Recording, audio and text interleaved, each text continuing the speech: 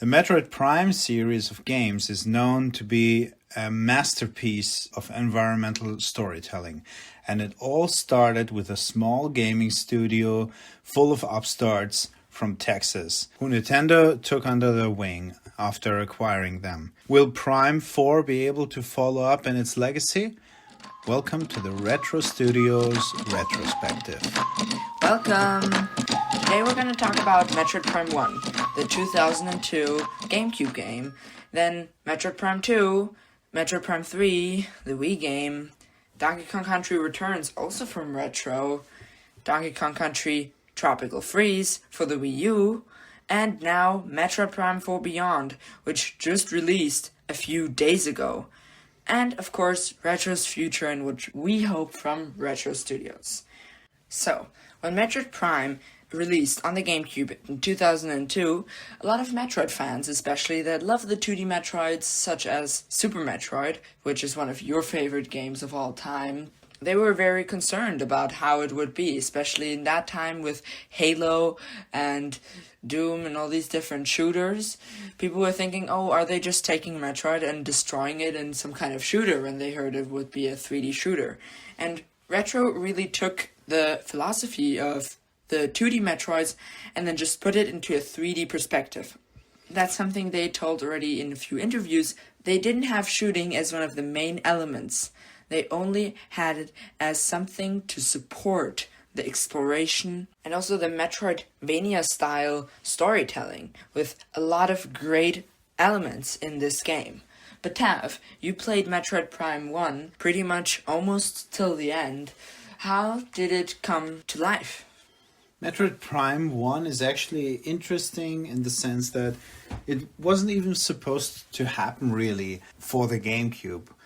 As you already said, it was the first Metroid 3D game, and people have been waiting for all the bigger franchises of Nintendo to make the jump from 2D to 3D in the Nintendo 64 era.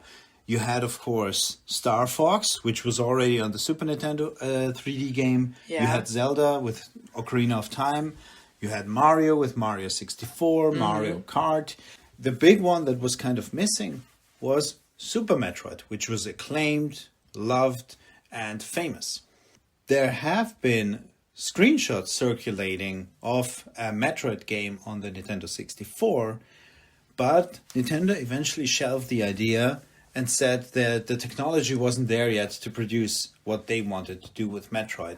Interestingly enough, the company that ended up making Metroid Prime 1 for the GameCube was Retro Studios. Most of the people who worked there formerly belonged to Iguana Studios, who produced another very famous shooter series on the Nintendo 64, and that was Turok, a game where you shot dinosaurs with bows and guns. Oh yeah, a classic. It's also a classic, of course. You also have it on NSO, Expansion Pass. The interesting thing is that basically Iguana were contractors for Nintendo, and then later they got bought by Nintendo and taken under their wings, and as a result of that, they got to make Metroid Prime 1. I think the story goes somehow that Shigeru Miyamoto himself went to Austin, Texas, and he saw how these guys were working. He was like, okay, I like that game engine that they're using. They could do graphically cool things like a new Metroid game with that. And then he was like, but the projects they're doing and the way they're working, it's not really good. I think their team was quite small by the end. They had to fire a lot of people and change personnel and stuff. But in the end, they got around and made it. And I think they did a good job of Metroid Prime 1, just because they had a strong art direction. I've recently heard that in another interview or cast, they said that Metroid Prime 1, for the time, was one of the best looking games on any system, PC Yeah, or even on the GameCube. Yeah. And it was one of the best too. Like, Metroid Prime has a 97 universal acclaim from critics. These were really amazing reviews. We will talk about them later. They put out Metroid Prime 2 and 3 then on the Wii, where they then also got Metroid Prime Trilogy on the Wii, which you played. And you played especially Metroid Prime 1, right? What was Yes. your experience with Metroid Prime? Metroid Prime 1, to me, since it's a spiritual sequel to Super Metroid, especially, Super Metroid is for me kind of the perfect video game in the sense that the best kind of games to me are games that show and don't explain or over explain stuff. So, Super Metroid, in that sense, is the quintessential game that uses environmental storytelling. Super Metroid just has a small blurb of dialogue at the beginning. You know who you are, you know the backstory of the first two games, and after that, you're thrown in, and pretty much the rest of the game works without ever needing to scroll through text or dialogue or have any other exposition or take you out of the gameplay. So the rest of the game, you go, you try to rescue this alien, then another alien comes, the space station where you were supposed to go on this rescue mission explodes, and you have to escape. There is a timer. It's obvious, okay, if you don't beat the timer, you're going to die. And everything else is environmental storytelling. You travel to the other planet, and then from there on, you explore. You gain abilities. They don't even explain the abilities to you. You just get an item. It says morph ball. And okay, that's a morph ball. You know, which then you just have to find out what you use that ball Yeah. for. But That's in the most Super interesting Metroid, there's so many things that are just amazing. Yeah, and this is a Nintendo I think game. they not really a, translated it extremely well from the Super Metroid formula into a 3D space. I think they did different things, especially in Metroid Prime 1. They really tried to be faithful to this idea, this ideal in Super Metroid. Because, of course, you have more text, more exposition, and in Metroid Prime 1, it's first person, you can scan things, and you have a map that is more detailed and explains things better. You also have some pointers where, after a while, the game tells you, okay, for example, the source of energy is coming from there, you should go there, but they don't ham-fist it. It's very subtle. Also, all the exposition is kind of optional. You can just run around, shoot stuff, and explore. Or you can scan every plant, every living thing, every organism, every enemy, every piece of data. And most of the time, this is just additional lore, or it's additional background story. Yeah, Or like- something that helps you beating like bosses. For example, if you scan bosses in Metroid Prime, it will explain in like technical or scientific terms, oh, it has an exoskeleton, this is vulnerable to that, it might be this or that, and it gives you It was a kind of- really interesting system. Also, like Yeah. they didn't really have a huge storytelling within the game itself, but really, if you scanned everything, then you realized how much was happening around you, and like, Mm-hmm. oh, you were in this nation, you have no idea what this is, and then you figure out, oh, it was the pirate station, but they had to flee because the there was Metroids- contamination. Yeah, and they broke out of their like experimental glasses and stuff like that. It's really, really Yeah, interesting. and in that sense, I think Metroid Prime is really different from Super Metroid because while it keeps it like empty and isolated, and it really gives you that feel, the same feel you had when playing through Super Metroid, through these scan visors, it tells a lot of story actually. And I think this is also telling for the Prime trilogy in general, where people were disappointed the later games also had dialogue and other characters in them that Samus interacts with. But I think in Metroid Prime 1, all these things were already seeded kind of, because you had this richer backstory. Once you get more characters involved in them, it can't always be just Samus, you know? It makes total sense. They But also did that in Metroid Prime 4 now, which we're going to talk about a little bit later. you have to say Metroid Prime 1 was a huge success, considering that the GameCube itself was not the most successful hardware that Nintendo put out. But Metroid Prime 1 sold several million, I think 3 million copies. No, 2 million. Or One, 2 one million? point something, yeah. Okay. For back then, especially for the install base of like 24 million or something for the GameCube, that was pretty big. The best-selling Metroid game was Metroid Dread on the Switch, because it has just a 150 million people install base, which was a 3 million copy seller. So if you compare that, that's pretty big. And Metroid Prime Remastered, which was a remaster of Metroid Prime, released in 2023, sold a little over 1 million copies. That was also on the Switch. Which is interesting, because this to me kind of says that the people who are playing Nintendo games or playing Nintendo Switch games, there are some who love Metroid, but it's not like this unanimously beloved franchise like Zelda and Mario is. Most people are, I think, not even aware that Metroid Prime exists. Yeah, for because sure. the game is so highly rated and praised by critics and players who are in the know. It's not like a casual shooter where you're like, okay, I'm just going to play through this. It's actually like a puzzle game. It's like one of the oldest Zelda games where you're constantly in the dungeons. You have to find the right solution, the right items, have to find the right path.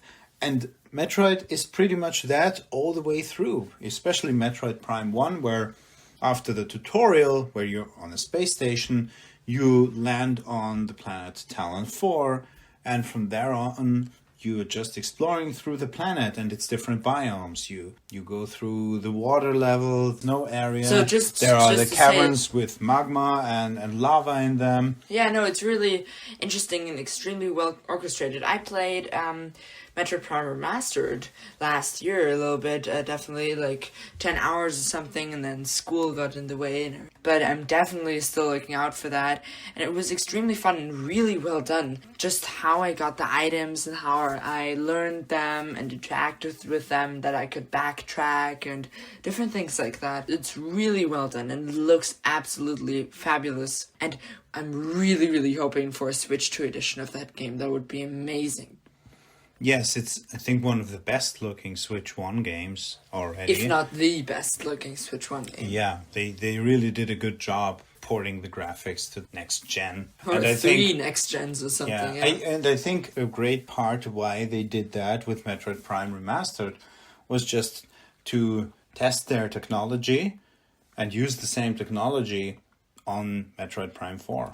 I think it could also be that they just had the engine already for Metroid Prime 4 and then just took the Prime 4 engine for Metroid Prime Remastered because it was cheap and easy to do and would get more players into Metroid Prime 4 later if you have remastered before. You know what I mean? You might be right, but I also think that Metroid Prime 4 looks a lot better and more sophisticated. It just looks absolutely amazing on the Switch too. Yeah, you know what I maybe. mean? Yeah, who knows? But still, the spaces you see and the graphics that you're exposed to in Metroid Prime 4, I think on the Switch, they also are going to look better than Metroid Prime Remastered. I think, I'm not sure, but it seems like it was a stepping stone where they're like, okay, we're going to take the old parts of the game and then and then go from there to develop the graphics of the new Metroid Prime game.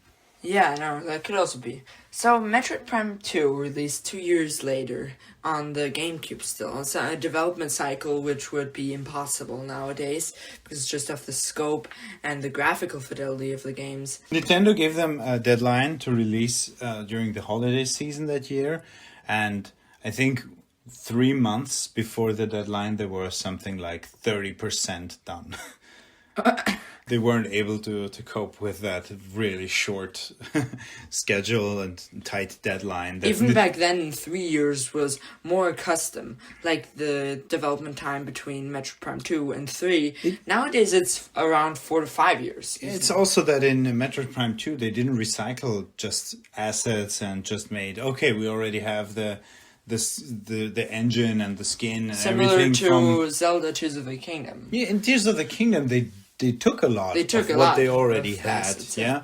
But for Metroid Prime 2, they didn't. It's not that they rebuilt it, but they did a new art style. They wanted to give that game its own identity. I think from what you know from Metroid Prime 2, because their Samus kind of enters the dark world, which is like you can switch between the dark world and the regular planet's environment. I have not played it at all, just a little bit on the trilogy on the Wii. Mm-hmm.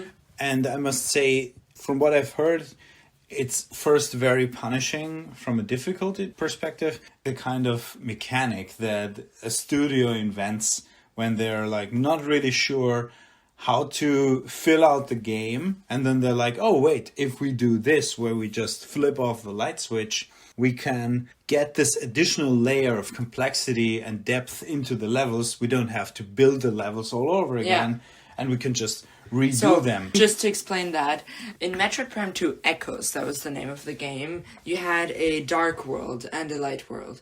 You came to the dark mode where you had some kind of a time limit because you lost life. You continually all the time. lost life, unless you had the light suit. Later then, yeah. You got that later. It was a very stressful gameplay in general, which wasn't so beloved by fans.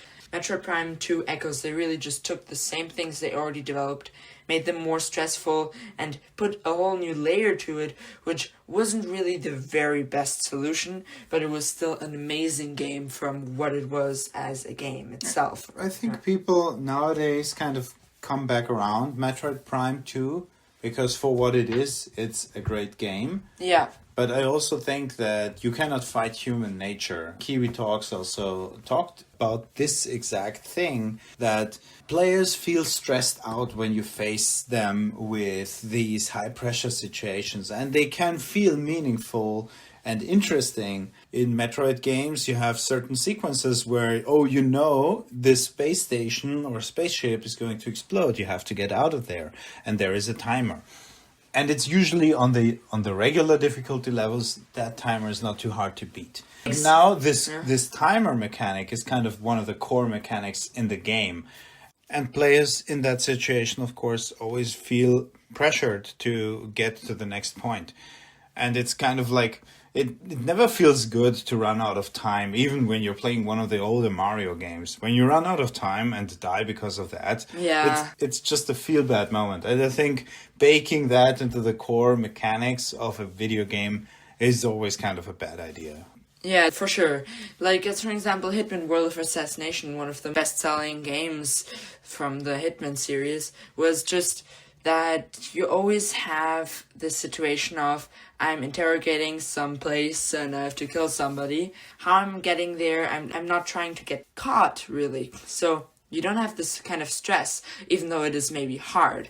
Once the alarm is on or something and you would theoretically have stress, you can just switch your outfit and go on a cover or something, or you're pretty much already caught and it's over.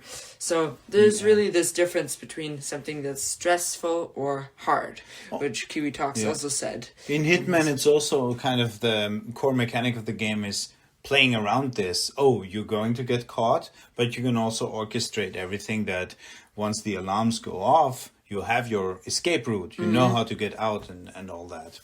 Yeah, no, that is very true. For example, in Metroid Prime 3, then, on the Wii, which we'll be talking more in depth in a little while, there was a similar mechanic where you went into phase-on overload and your suit basically overloaded, and then you were super strong, and that was only for a short time, where you took additional damage and you could do certain things you couldn't do otherwise, but you were also super powerful. So that felt kind of good in the sense, while also giving you this tension for a short while where you had to be careful. That's a very cool game mechanic. Metroid Prime 3 Corruption was widely discussed also because they put some of the Galactic Federation troopers in the game, which a lot of people didn't like because Isolation was part of the Prime series and has always been, and it felt off. What did you think back then? We had a Wii back then, and we also had Metroid Prime 3. It was not just that the Federation was more present there. You also had other bounty hunters who eventually, some of them stayed your friends, some of them eventually became enemies. The gist was, I think, on Metroid Prime 3, it was the first game where you could move more freely. When you went back to your ship, you could just choose another planet to go to, and the exploration kind of took part in a less linear way. Like the planets and the locations you visited there were still kind of in the Metroid Prime vein, where you explored spaces, etc., and environments, but you could always go back to your ship and then check out other planets.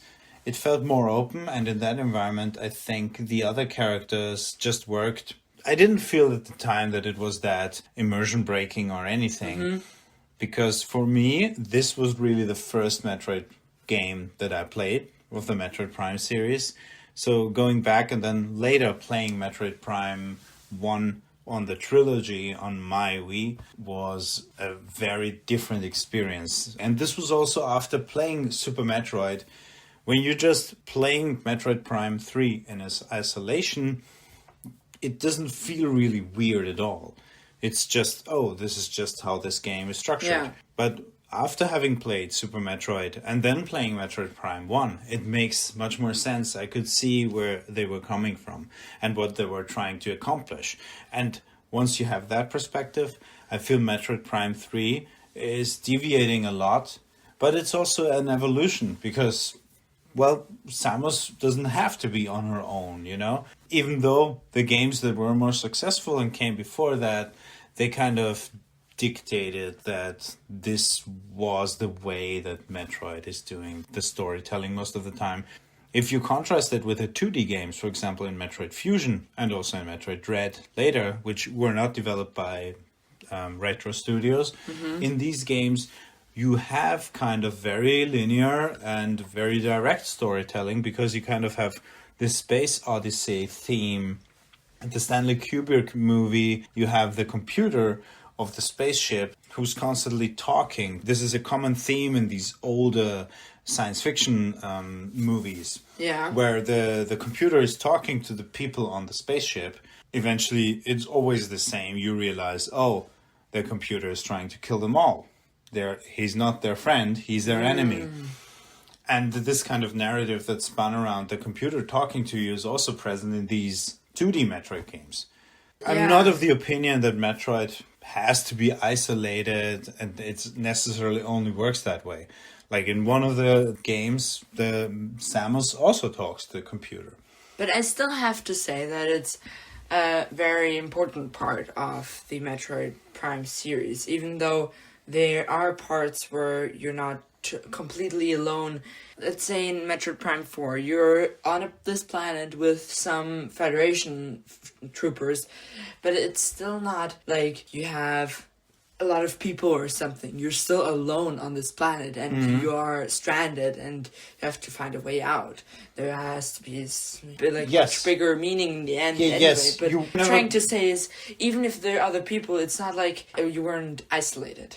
Yes, in Metroid Prime 3, there were some segments where you had a companion, there were other people present, but it was never you're part of some squad and you have to coordinate and all the mission goals are centered around these other people. One thing I wanted to actually talk about with Metroid Prime 3, which was for the series very important, is motion controls. Because if you've played Metroid Prime 1 with the original controls, they kind of had tank controls where you had lock-on mechanics because they didn't properly utilize the twin sticks. That was not common back then. So what you did was you had a free aim mode where you could just free aim using the control sticks, or you could have an auto lock-on feature. And in the free aim mode, you could also scan around. But it was very tanky, like it felt you were stuck in there, which made it even more immersive, like feeling that you're in the suit. And for Metroid Prime 2, it was the same. In Metroid Prime 3, which released on the Wii exclusively, they had the motion controls where you had the gyro sensor bar of the Wii, which was, for me, a very immersive way of experiencing a shooter. Because it was really environmental, like looking around made me physically move my hand. And there were also some minor elements where you had the grapple beam and then you thrust your hand forward. That was with the trilogy in general. I think Nintendo felt that these controls really added something, and I have to agree because I've almost played through Metroid Prime 1 completely with these motion controls in the Metroid Prime trilogy. Now, I have a question, because I know from the Wii they have these strange nunchuck things. I never played with the Wii, so I want to ask, how were they utilized in Metroid Prime? Very much the same as in Metroid Prime 3. The nunchuck is an add-on to the Wiimote, where basically it gives you a stick, because the Wiimote only has a D-pad and some buttons. and it has the motion sensor. So if you want to utilize the motion sensor, but at the same time have some form of control, and the motion sensor was your camera essentially. So the control was on the movement stick, which was on the nunchuck. And the nunchuck also had 2 buttons where you could shoot, etc., and use abilities. So in combination, this felt very natural. I feel they really added something with the Metroid Prime trilogy. Playing through the remastered version, I now use the twin stick method just because it's more natural as a shooter and I prefer the Pro Controller. But if the controls on Nintendo Switch were better, because it's a gyro sensor and it's not calibrated to the Wii motion bar, because there is no bar with Nintendo Switch, I don't use the motion controls all the time because it tends to drift off a bit. It's not as easy to control as it was in well, the back Wii. then it was really primarily made for that 100% because there was not an alternative. Yeah, the Wii motion bar was just always there. So Yeah, you also had to always face the TV when you were playing, of course. But still, I think it's really great that with Metroid Prime 4 and with Metroid Prime Remastered, you can just switch between the normal controllers and the motion controls, and now with Metroid Prime 4, the mouse controls. I think that's really cool. I'm really looking forward to see how Metroid Prime 4 shakes out with the controls. But you played with the mouse controls. Yeah. Yeah, you talked about it in the first episode about how you played with the mouse controls. I did, but then again, that was like I was sitting at a desk and I had the big TV in front of me. It's a different experience than sitting on the couch. When I'm sitting on the couch, I want to chill, and I can't imagine myself just kind of laying back, being in a sitting position, and then having a mouse pad on my lap or just playing on my thighs. This is not really my jam. Very funny. So, between Metroid Prime 1 and 3, there was 5 years of development, and probably more, so like 7 or 8. And people at Retro, I think, normally when you get one game out, you have a grand idea and it's really exciting. And then everything you couldn't put into the first game, you can put into the second game. And then it's already very tiring just working on the same game every time when you're working on the third game. So what is my assumption is that they were asking, can we do something different? And Nintendo was thinking, well, we don't really have anybody that does our Donkey Kong games anymore, which was rare back then because they got sold to Xbox. So why not do Donkey Kong Country?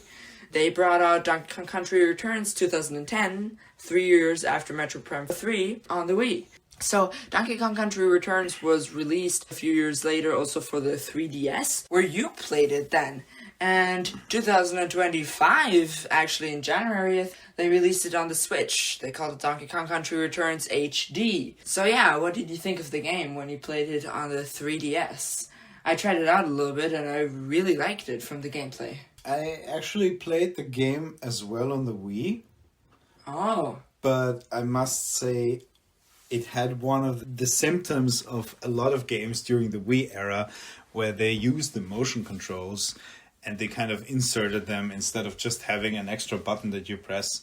You had to shake the controller. And this is what you did whenever you used the stomp ability of Donkey Kong. Apart from that, which made the controls a bit more wonky because you had the Wii mode, which you used with the D-pad, etc. And the controls were just fine.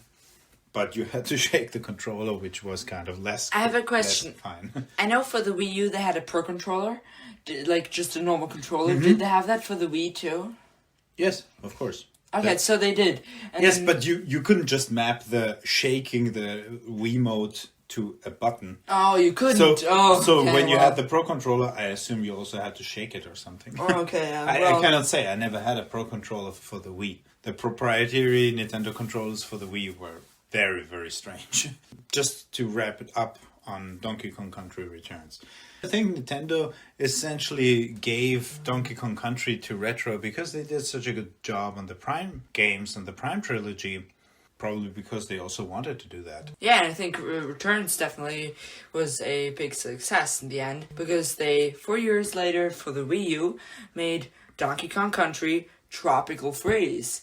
A game that we never played because we didn't have a Wii U, and then didn't buy the deluxe whatever funky mode version on the Switch. Yeah, I will get that game eventually. I've heard it's very, very good. Donkey Kong Country Returns is just so cool because it's so true to the original Donkey Kong Country. Like, it's a speedrunner game on the one hand. It's also a game where you have a lot of secrets and collectibles on the other hand.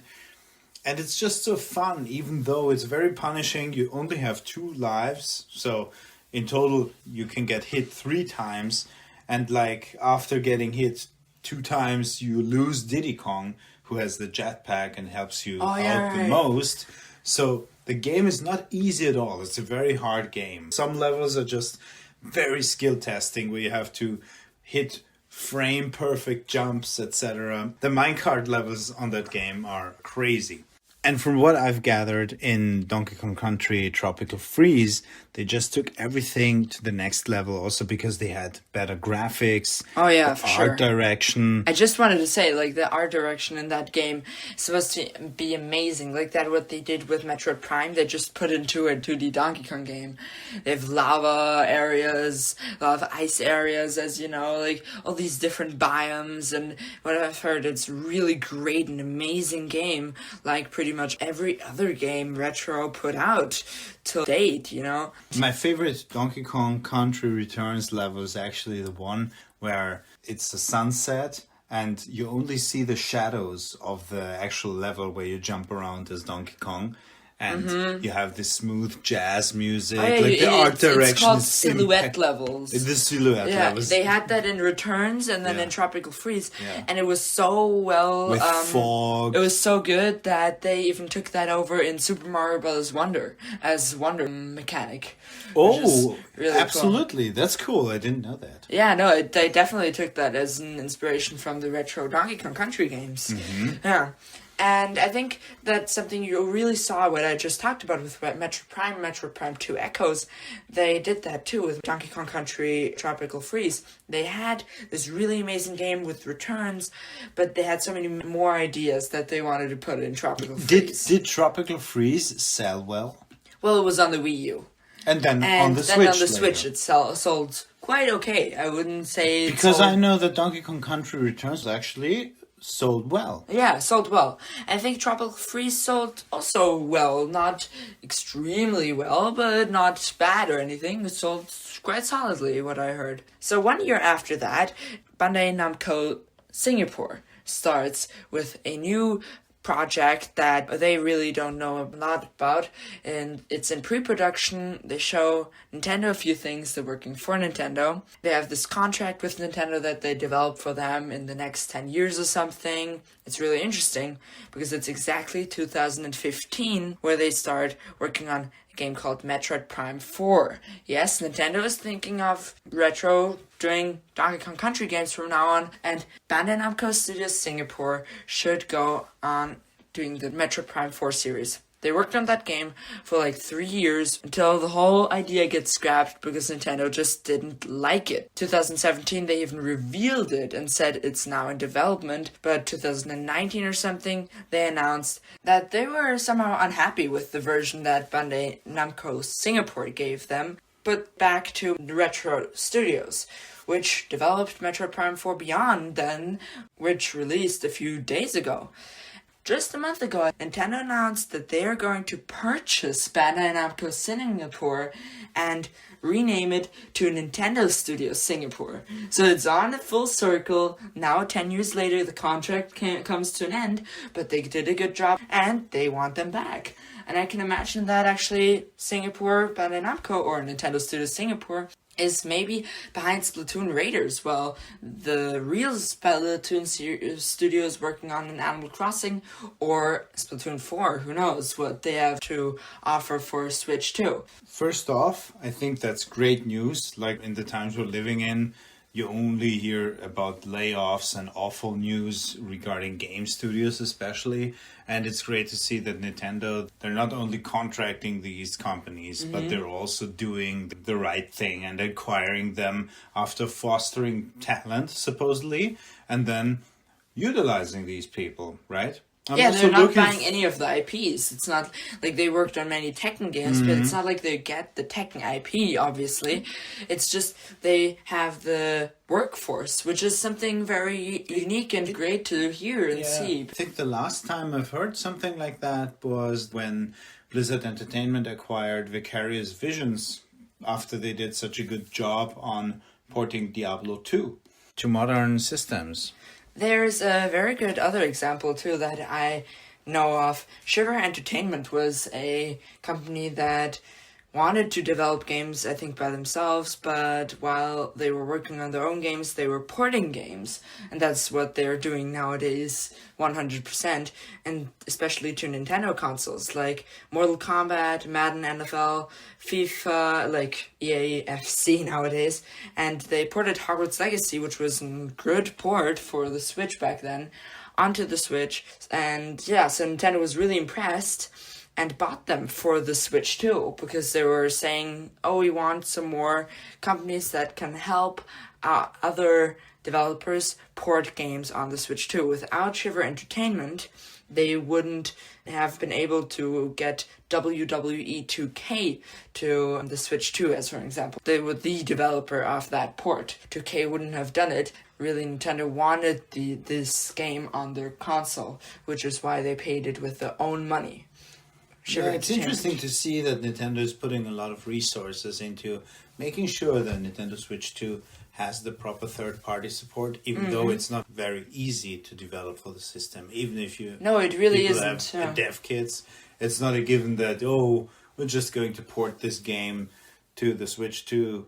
No, but they're really pushing these third parties too. They just released an ad for Star Wars Outlaws on the Switch 2, even though that port came out months ago, you know? It's not like they're giving up on these. They're really... Well, it's also the holidays and they want to sell games now. Of course, yeah. In fun fact, I just bought Star Wars Outlaws physically for the Switch 2 because it was the gold edition and I want to have it portably, and I'm really excited to tell you everything about that amazing game. You're probably going to finish it over the holidays. Yeah, I hope so. Right. Something else that will happen over the holidays is you will get Metroid Prime 4 Beyond, which just released. We're very excited already. But Metroid Prime 4 Beyond got a lot of criticism through the overview trailer because of these troopers, especially this one guy. You have sidekicks, basically. Yeah, Miles Mackenzie or something. So people are now really wondering what Retro's future will be. But what are you expecting from Metroid Prime 4 first? Well, I have a different question for you. Mm-hmm. Did you ever feel like Retro Studios had the Midas touch, that anything they touched turned into gold? No, I don't think so. I think that they did mistakes, but whatever they did was great because they just had the talent. But it's not like that you could just give them whatever IP and they would make something amazing out of it. It's funny how they struck gold right on the first one, right? With Metroid Prime 1. I think that is still considered the best game. I also feel that the resonance of Metroid Prime Remastered on the Nintendo Switch reminded everyone of what an amazing game this was. Like, there are a lot of people who would say this is one of the top 5 best video games in any genre, any platform, any era, you know? Like, it's up there with games like Super Mario World or Ocarina of Time on the 64 and other amazing games.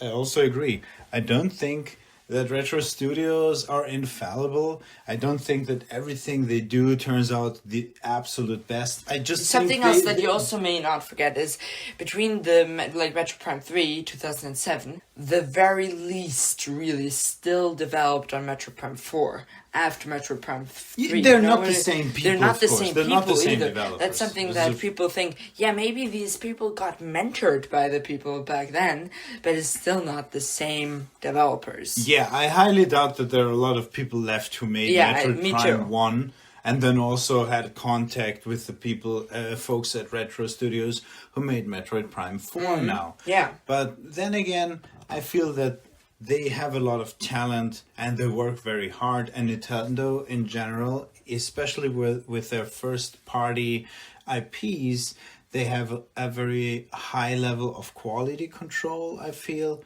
So Nintendo won't put something out that is just of subpar quality. Yeah, you see that with the cancelled Bandai Namco Studios Singapore game. Yes, Yeah, of course. definitely. Yeah. Metroid Prime 4 is the most expensive Nintendo game ever, costing them 100 million was the price for the development without the marketing, which is also big. I think that also has to do, to be fair, with the fact that visually, the visual fidelity of Metroid Prime 4 is really high. Yeah. Like usually Nintendo But also, games, especially because of the cancelled version too.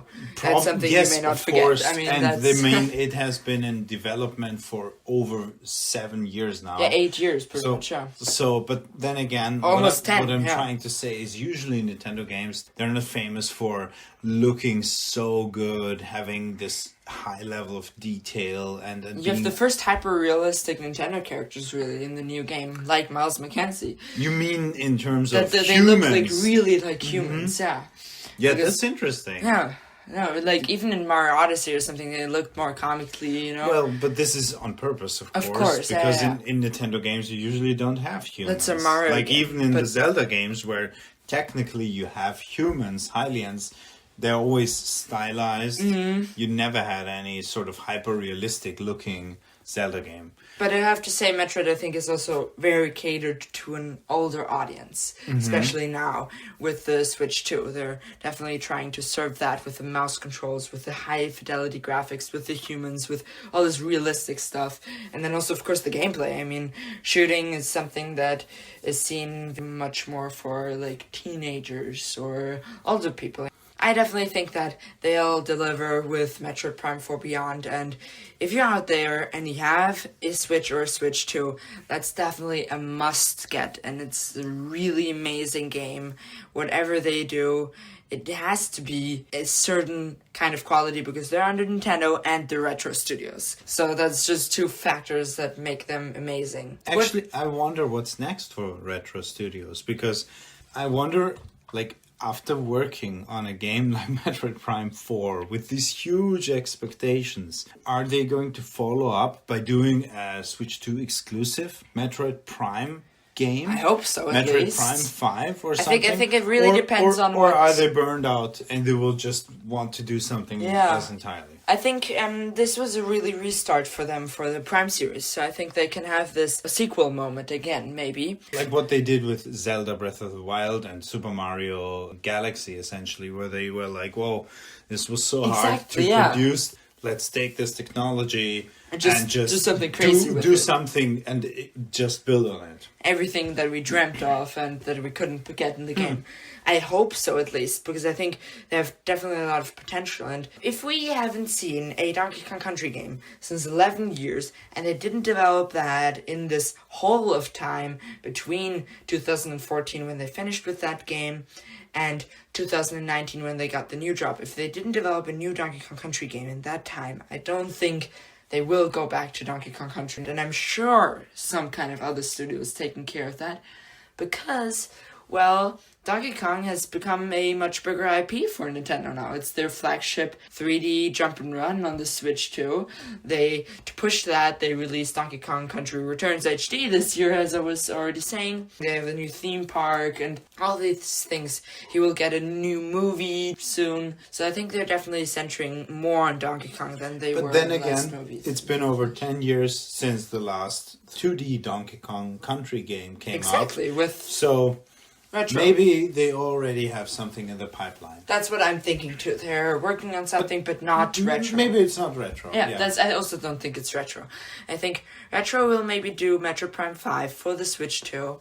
And then, let's see. Who knows? Maybe something completely different. Maybe something completely different, exactly, yeah. But because we see they can do something completely different with Country. Like, it's extremely different game to Metroid Prime. Do you think that Nintendo would ever greenlight a Metroid Prime game that was more open world in the sense of you could just move around more freely? Like more like Zelda Breath of the Wild from the...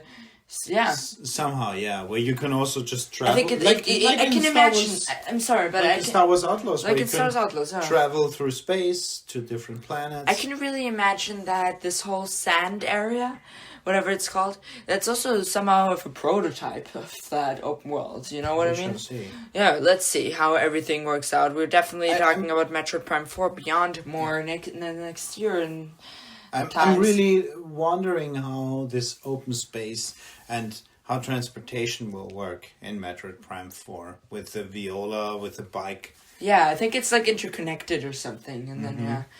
So I'm extremely excited for Metroid Prime 4, and so should you. And whatever it's coming for Retro in the future.